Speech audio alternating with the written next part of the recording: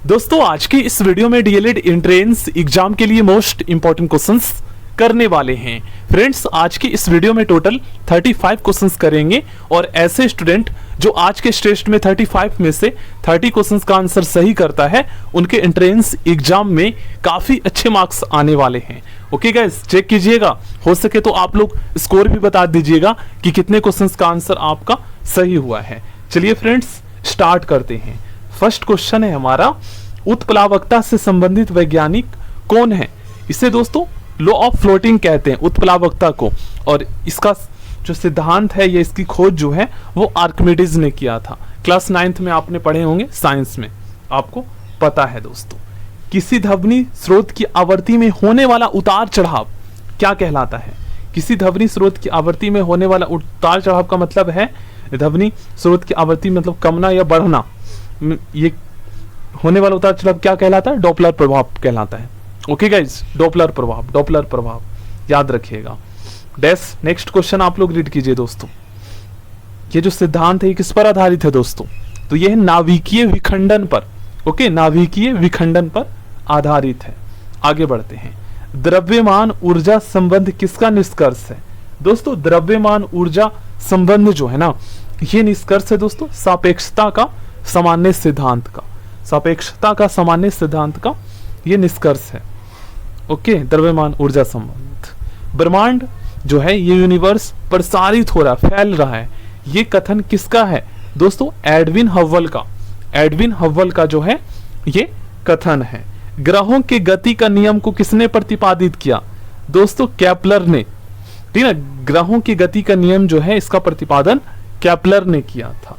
Next question, पृथ्वी तथा अन्य ग्रह सूर्य के चक्कर लगाते हैं, किसका कथन है?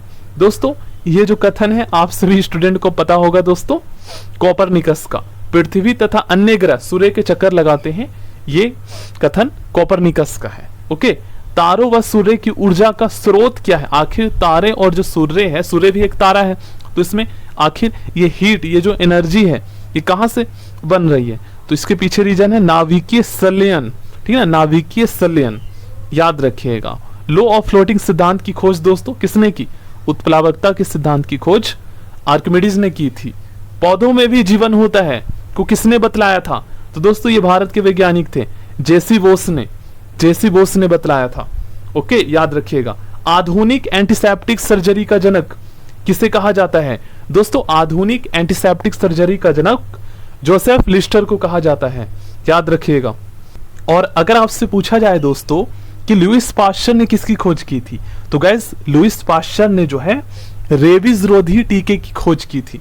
ओके गाइस, इन्होंने पास्तुरीकरण और किण्वन फर्मेंटेशन की खोज की थी लुईस पास्चर ने, याद रखिएगा दोस्तों। इन्होंने पहली बार वायरस के टीके के सिद्धांत की स्थापना की थी। और अगर आपसे पूछा जाए कि एडवर्ड जेनर ने किसकी खोज की थी, तो चेचक के टीके की खोज की थी। ठीक ना, याद रखिएगा। और रक्त परिवहन संचरण की खोज किसने की थी? विलियम हार्वे ने। ओके, स्याही सोखता किस सिद्धांत पर कार्य करता है? ये दोस्तों कार्य करता है प्रासरण के सिद्धांत पर। प्रासरण के सिद्धांत पर। आइंस्टीन को नोबेल पुरस्कार मिला था, किस लिए मिला था? दोस्तों आइंस्टीन को नोबेल पुरस्कार प्रकाश विद्युत प्रभाव की व्याख्या के लिए मिला था। प्रकाश विद्युत प्रभाव को इंग्लिश में दोस्तों क्या कहा जाता है? Photo electric effect. Photo electric effect की खोज के लिए एल्बर्ट आइंस्टीन को नोबेल पुरस्कार मिला था। ओके, डिजिटल कंप्यूटर के सिद्धांत पर आधारित है। दोस्तों ये जो डिजिटल कंप्यूटर है ये कैलकुलेशन के सिद्धांत पर आधारित है। क्वार्ट्ज घड़ियां किस सिद्धांत के अनुसार कार्य करती है? तो ये जो घड़ियां है ना, ये दोस्तों दाब विद्युत प्रभाव के सिद्धांत पर कार्य करती है।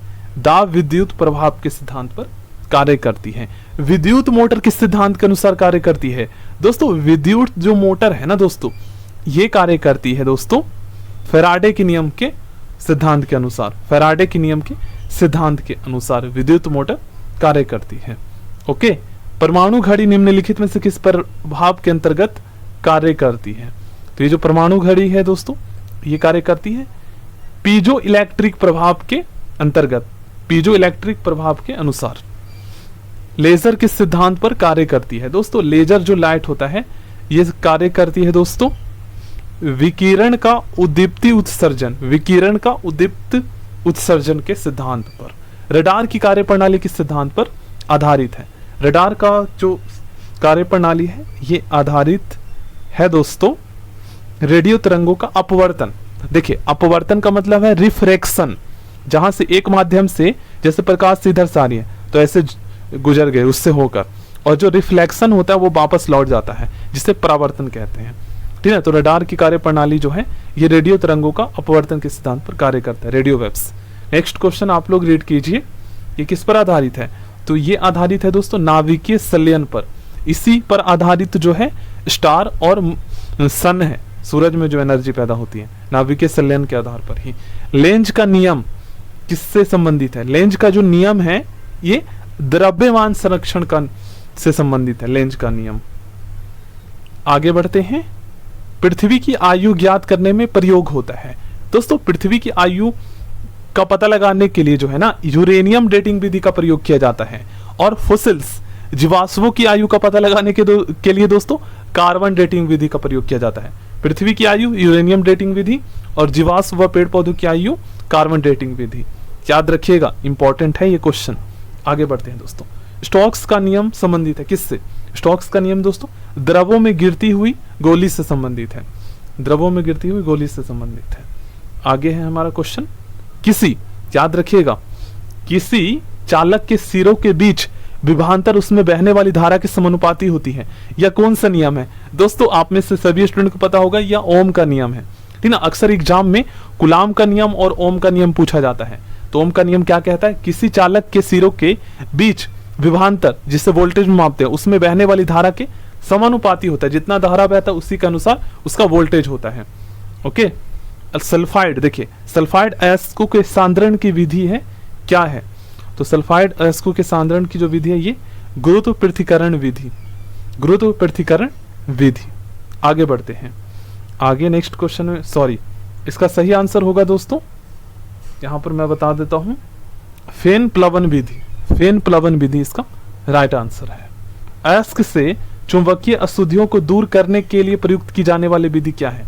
अयस्क से चुंबकीय अशुद्धियों को दूर करने के लिए प्रयोग की जाने वाली जो विधि है यह है चुंबकीय पृथक्करण विधि, चुंबकीय पृथक्करण विधि।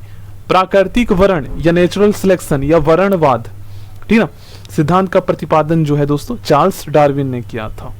जीव द्रव्य जीवन का, जीव द्रव्य जीवन का भौतिक आधार है, यह मत किसने दिया था?